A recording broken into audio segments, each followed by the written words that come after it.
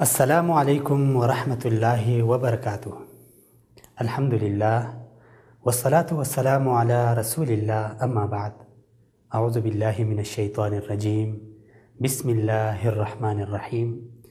رب اشرح لی صدری ویسر لی امری واحلل عقدۃ من لسانی یفقہوا قولی، سبحانک لا علم لنا الا ما علمتنا انک انت العلیم الحکیم۔ صدق اللہ العظیم۔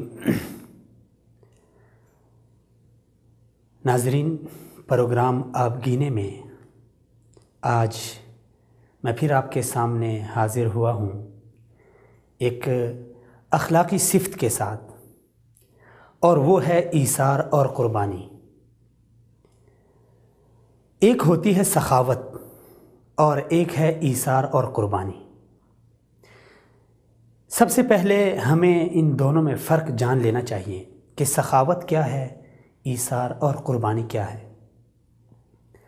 سخاوت یہ ہے کہ آپ مال خرچ کرتے ہیں، اس خرچ کرنے کے ساتھ ساتھ آپ کے مال میں کمی واقع نہیں ہوتی، یا آپ کو اپنے مال میں فرق محسوس نہیں ہو رہا۔ آپ کو اللہ تعالیٰ نے اتنا دیا ہے کہ اگر آپ اس میں سے خرچ کرتے ہیں تو آپ کو کوئی فرق محسوس نہیں ہو رہا۔ یا پھر آپ ایک ایسی چیز خرچ کرتے ہیں جس کی آپ کو ضرورت نہیں ہوتی۔ مثلا میرے پاس کپڑے ہیں، میرا گزارا چلتا ہے 2 جوڑوں پر، میرے پاس تیسرا ہے، اب یہ تیسرے کی مجھے حاجت نہیں ہے، میں اس کو کسی غریب مسکین کو دے دیتا ہوں۔ یہ ہے سخاوت۔ اس سے ایک بڑا رتبہ ہے ایثار اور قربانی کا۔ ایثار اور قربانی یہ ہے کہ آپ ایک چیز خرچ کرتے ہیں، لیکن اس خرچ کرنے کے ساتھ ساتھ آپ کو اس کی اشد ضرورت بھی ہوتی ہے۔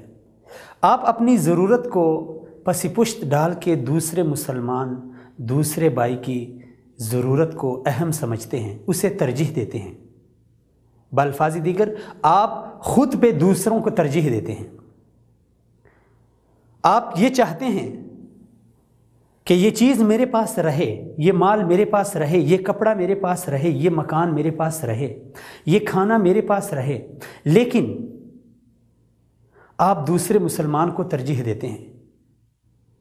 آپ کے پاس کھانا پڑا ہے، کھانا کھانے لگے ہیں، آپ کے پاس قریب ایک جانور آ گیا، مثلا ایک کتا آ گیا، آپ کو محسوس ہو رہا ہے کہ یہ کتا بھوکا ہے اس ٹائم، یا جو میرے پاس پانی پڑا ہے اسے پیاس لگی ہے، آپ کو اس کھانے کی بھی ضرورت ہے، اس پانی کی بھی سخت ضرورت ہے، آس پاس کوئی کھانا بھی نہیں ہے، کوئی پانی بھی نہیں مل رہا، آپ اپنی ضرورت کو چھوڑ کے آپ یہ کھانا اسے دے دیتے ہیں۔ یہ ہے ایثار، ایک عظیم اخلاقی صفت ہے۔ لیکن میں یہ دعویٰ کروں تو ہو سکتا ہے میں اپنے اس دعوے میں سچا بھی ہوں کہ ہمارے معاشرے میں اس اصطلاح کو اپنانا تو دور کی بات، اس سے لوگ واقف بھی نہیں ہیں کہ ایثار کیا چیز ہے۔ اگر ہم اپنی تاریخ کو دیکھیں، اسلامی تاریخ کو دیکھیں، اپنے پیارے محمد صلی اللہ علیہ وسلم کی زندگی کو دیکھیں، تو ہمیں ایثار اور قربانی کی بیشتر مثالیں ملتی ہیں۔ اللہ رب العزت نے اس اصطلاح کو قرآن کریم میں بھی بیان فرمایا ہے۔ قرآنی آیت ہے وَيُؤْثِرُونَ عَلَىٰ أَنفُسِهِمْ وَلَوْ كَانَ بِهِمْ خَصَاصَةٌ، کہ مسلمانوں کی ایک بہترین صفت یہ ہے کہ وہ اپنے آپ پر دوسروں کو ترجیح دیتے ہیں، دوسرے مسلمان کو ترجیح دیتے ہیں۔ میرے خیال میں سب سے پہلے ہمیں اس آیت کے شان نزول، کہ یہ آیت کب اور کس موقع پر اتری، اس کے بارے میں جان لینا چاہیے۔ ہوا یوں کہ مفسرین نے لکھا ہے، رسول اکرم صلی اللہ علیہ وسلم کے پاس ایک شخص آیا جسے سخت بھوک لگی تھی۔ آپ صلی اللہ علیہ وسلم مسجد میں تشریف فرما تھے۔ اس شخص نے اپنی فریاد آپ صلی اللہ علیہ وسلم کے سامنے بیان کی۔ آپ صلی اللہ علیہ وسلم نے ازواج مطہرات کی طرف پیغام بھیجا، ایک ایک سے پوچھا گیا کہ تمہارے پاس گھر میں کھانے کے لیے کچھ ہے؟ کسی گھر میں کچھ نہ ملا۔ یہ ہے ہمارے پیارے نبی کی زندگی۔ ہر ایک گھر سے یہی پیغام آیا کہ اللہ کے رسول کچھ بھی نہیں ہے کھانے کے لیے۔ رسول اکرم صلی اللہ علیہ وسلم نے اپنے صحابہ میں اعلان فرمایا کہ آج اس شخص کی مہمان نوازی کون کرے گا؟ رسول اکرم صلی اللہ علیہ وسلم کا ایک جان نثار صحابی اٹھتے ہیں اور کہتے ہیں یا رسول اللہ میں حاضر ہوں، اس کو آج میں اپنے ساتھ لے جاؤں گا، اس کی مہمان نوازی میں کروں گا۔ اس بھوکے شخص کو لے کر اپنے گھر جاتے ہیں۔ جیسے ہی گھر پہنچتے ہیں تو گھر والی سے پوچھتے ہیں کہ گھر میں کھانے کے لیے کچھ ہے؟ اس نیک خاتون نے کہا اور تو کچھ بھی نہیں ہے، بچوں کا تھوڑا سا کھانا بچا ہوا ہے اور بچوں نے ابھی کھایا بھی نہیں ہے۔ اس نیک بندے نے کہا کہ بچوں کو کسی طریقے سے سلا دو اور جب کھانا کھانے کا ٹائم قریب آ جائے تو تم چراغ کو بھی بجھا دو تاکہ اس مہمان کو یہ محسوس نہ ہو جائے کہ ہم کھا رہے ہیں یا نہیں، اسے یہ محسوس ہو جائے کہ ہم بھی اس کے ساتھ کھا رہے ہیں۔ ہم چراغ بجھا دیں گے، یہ کھانا کھانے پہ لگ جائے گا، ہم ہاتھ روکے رکھیں گے اور یہ کھا کے سیر ہو جائے گا۔ نیک خاتون نے حکم مانتے ہوئے اسی طرح کیا۔ بچے بھوکے سو گئے، میاں بیوی نے چراغ بجھایا، مہمان کے ساتھ بیٹھ گئے، کھانا نہیں کھایا۔ کھانا کھانے کے بعد چراغ کو جلایا گیا۔ خیر، مہمان نے کھانا کھایا، رات گزاری۔ صبح جب یہ میزبان رسول اکرم صلی اللہ علیہ وسلم کے پاس جاتے ہیں تو رسول اکرم صلی اللہ علیہ وسلم نے مسکراتے ہوئے فرمایا کہ تعجب ہے تم میاں بیوی کے اس جو تم نے کام کیا ہے، اللہ رب العزت تمہارے اس کام پہ خوش ہوئے ہیں۔ اللہ نے بھی تعجب کیا ہے کہ میرے نیک بندے اور میری نیک بندی نے کتنا اچھا کام کیا۔ یہ ہے ایثار۔ خود ضرورت مند ہیں، بچے ضرورت مند ہیں، لیکن خود کھانا نہیں کھایا، بچوں کو نہیں کھلایا، مہمان کی مہمان نوازی میں خود کو بھوکا رکھ دیا۔ اسی موقع پہ مفسرین لکھتے ہیں کہ اللہ رب العزت نے یہ آیت نازل فرمائی وَيُؤْثِرُونَ عَلَىٰ أَنفُسِهِمْ وَلَوْ كَانَ بِهِمْ خَصَاصَةٌ کہ محمد صلی اللہ علیہ وسلم کے صحابہ کی جہاں بہت ساری دیگر اچھی عادات، اچھی صفات ہیں، ان میں سے ایک یہ بھی ہے کہ اپنی جان پہ دوسروں کو ترجیح دیتے ہیں۔ یہ صرف صحابہ میں نہیں، آپ صلی اللہ علیہ وسلم کی زندگی میں بھی ہمیں یہ مثالیں ملتی ہیں۔ ایک خاتون تھی، اس نے رسول اکرم صلی اللہ علیہ وسلم کے لیے اپنے ہاتھوں سے ایک جبہ بنایا، ایک چادر جو اوڑھتے تھے، بہت ہی پیاری چادر تھی، لا کے رسول اکرم صلی اللہ علیہ وسلم کے سامنے رکھ دی کہ یا رسول اللہ یہ آپ کے لیے تحفہ ہے۔ نبی علیہ الصلاۃ والسلام بہت خوش ہوئے، خوشی سے چادر اوڑھ لی، جبہ پہن لیا، بہت اچھا لگا۔ نبی وسلم کو اس کی ضرورت بھی تھی۔ بعض روایات میں آتا ہے کہ نبی علیہ الصلاۃ والسلام صبح سویرے جب مسجد کے لیے جاتے تھے تو سردی کا موسم تھا، اس خاتون نے کئی بار رسول اکرم صلی اللہ علیہ وسلم کو دیکھا تو نبی اسلم کے لیے یہ جبہ اس نے اپنے ہاتھ سے بنایا۔ اس کا مطلب ہے رسول اکرم صلی اللہ علیہ وسلم کو اس کی ضرورت تھی۔ اتنے میں نبی اسلم کے ایک صحابی کھڑے ہوتے ہیں کہ یا رسول اللہ، لگتا تو بہت خوبصورت ہے یہ آپ کے جسم مبارک پہ، لیکن یہ مجھے پہنا دیجئے، مجھے گفٹ کیجئے۔ نبی علیہ الصلاۃ والسلام نے اسی وقت جبہ اتار کے اپنے صحابی کو دے دیا۔ بعد میں صحابہ نے اس صحابی کو ڈانٹا کہ بھئی تم نے کیا کیا؟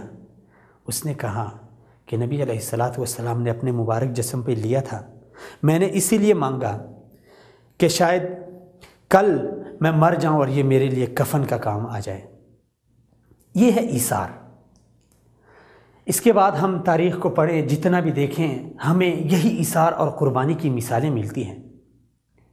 جب مکہ سے صحابہ کرام ہجرت کر کے مدینہ آئے تو ایثار و قربانی کی ایک عظیم تاریخ جو دنیا میں نہیں ملتی، وہ انصار صحابہ نے وہ تاریخ رقم کر دی۔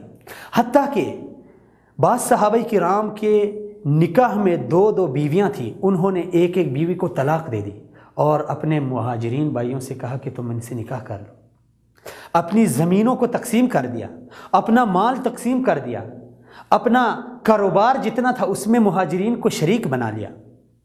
یہ صرف اسلامی اخوت تھی، ورنہ کہاں مکہ کے رہنے والے، کہاں مدینہ کے رہنے والے۔ اسلام کی اخوت جب اسلامی اخوت آپس میں مل جائے تو واللہ دلوں میں محبت بڑھتی ہے، پھر انسان کے اندر خود بخود یہ جذبہ بیدار ہوتا ہے۔ حذیفہ العدوی یہ بیان کرتے ہیں کہ جنگ یرموک میں اپنے ایک کزن کو ڈھونڈنے کے لیے نکلا زخمیوں میں۔ پانی کا مشکیزہ میرے ہاتھ میں تھا، میں گیا تو میرا کزن آخری سانسیں لے رہا ہے، زخموں سے چور ہے۔ جب میں اس کے پاس گیا تو اس نے مجھ سے پانی مانگا۔ جب میں پانی اسے دینے لگا تو اس کے قریب ایک دوسرے صحابی، وہ بھی زخموں سے چور آخری سانسیں لے رہے ہیں، پانی کی سخت ضرورت ہے۔ میرے کزن نے کہا پانی اس کو دے دو، تو میں اس کے پاس گیا۔ جب اس کے پاس گیا تو اس کے قریب ایک تیسرا صحابی، وہ بھی زخموں سے چور اور آخری سانسیں فریادیں کر رہے ہیں، انہیں بھی پانی کی ضرورت تھی۔ اس صحابی نے کہا میرے اگلے بھائی کو دے دو۔ جب میں پانی لے کے اس کے پاس گیا تو اس کی جان نکل گئی تھی۔ واپس لے کے دوسرے کے پاس آیا تو اس کی بھی جان چلی گئی۔ جب اس سے اپنے کزن کی طرف آیا تو میرا کزن بھی اپنی جان نچھاور کر چکا تھا۔ یہ ہے، دیکھیں، زندگی کی آخری سانسیں، اس میں انسان کو کچھ بھی یاد نہیں رہتا، صرف اپنے لالے پڑے ہوتے ہیں۔ لیکن ہمارے اسلاف نے، ہمارے صحابہ نے، ہمارے نبی نے، ہمارے بزرگوں نے ایسی ایسی مثالیں قائم کی کہ رہتی دنیا کے لیے ایک درس ہے۔ لیکن افسوس کہ آج یہ ہمارے معاشرے میں یہ چیز نہیں ہے۔ 7 گھر ہیں، ایک گھر میں ایک شخص بھوکا سو رہا ہے، اس کے بچے بھوک سے تڑپ رہے ہیں، اور دوسرے گھر میں دوسرا عیش و عشرت میں مست ہے، شراب و کباب کی محفلیں چل رہی ہے۔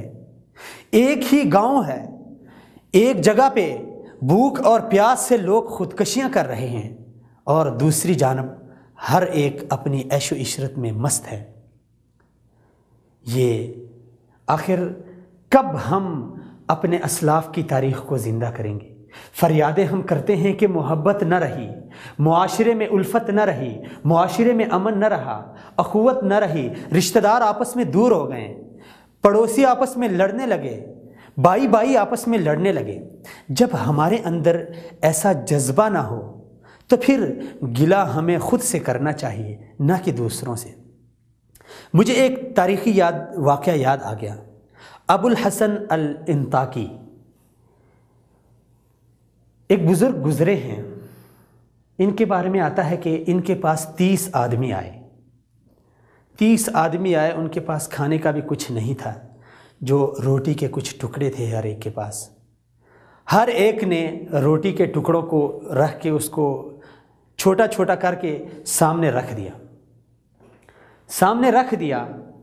رات کا ٹائم تھا، چراغ کو، روشنی کو بجھایا گیا۔ اب دیکھیں 30 آدمی ہے، تھوڑی سی روٹی ہے، روٹی وہ بھی سوکھے ٹکڑے ہیں، لیکن اندھیرے میں کسی شخص نے کھانا نہیں کھایا۔ جب چراغ کو جلایا گیا تو کھانا اسی طرح پڑا ہوا ہے، کسی نے بھی نہیں کھایا۔ کیوں؟ ایک نے کہا چلو میں نہیں کھاتا، میرا دوسرا بھائی کھا لے گا، دوسرے نے کہا تیسرا کھا لے گا، تیسرے نے کہا چوتھا کھا لے گا۔ اسی طرح کرتے کرتے کسی نے بھی ہاتھ نہیں لگایا، اور جب چراغ کو جلایا گیا، روشنی جلائی گئی تو وہ کھانا اسی طرح پڑا ہوا تھا۔ یہ ہے ایثار اور قربانی کی مثالیں۔ تب جا کے معاشرے میں محبت، الفت، اخوت اور اسلامی اخوت کے جذبے پیدا ہوتے ہیں۔ ایک دوسرے کا درد سمجھا جاتا ہے، ایک دوسرے کے غم میں شریک ہوا جاتا ہے۔ لیکن جب ایثار اور قربانی کا جذبہ نہ ہو تو پھر ایک طرف ایک تو سسکتا رہے، بلکتا رہے، جلتا رہے، بھوک پیاس کی آگ میں جلتا رہے، خودکشی کرے، اپنے بچوں کو بیچ دے، اور دوسرے کو احساس تک نہ ہو۔ جب اسلامی اخوت، ایثار اور قربانی کا جذبہ پیدا نہ ہو تو پھر معاشرے سے احساس جیسی صفت وہ بھی اٹھائی جاتی ہے، اور جب احساس نہ ہو تو پھر انسانی معاشرہ نہیں رہتا، وہ پھر جانوروں جیسا معاشرہ رہتا ہے کہ ایک جانور یہاں مر رہا ہے، دوسرے کو پرواہ نہیں ہے کہ یہ انسان ہے، یہ میرا بھائی ہے، یہ مسلمان ہے، اس نے بھی کلمہ پڑھا ہوا ہے، آخر میرا بھی کوئی حق ہے اس کے اوپر، اس کا بھی میرے اوپر کوئی حق ہے۔ تو اس لیے ناظرین، خدا را اپنے اندر احساس پیدا کیجیے۔ جب احساس پیدا ہوگا تو پھر اسلامی اخوت، اسلامی محبت اور ایثار و قربانی کا جذبہ پیدا ہوگا۔ اللہ کریم سے دعا ہے کہ اللہ ہمارے معاشرے میں بھی ایسی اچھی صفات اور عادات کو، اس کا رواج پروان چڑھے اور ہمارے دلوں میں محبت، الفت اور اخوت قائم رہے۔ اگلے ایک پروگرام میں پھر ملتے ہیں، تب تک کے لیے السلام علیکم ورحمۃ اللہ وبرکاتہ۔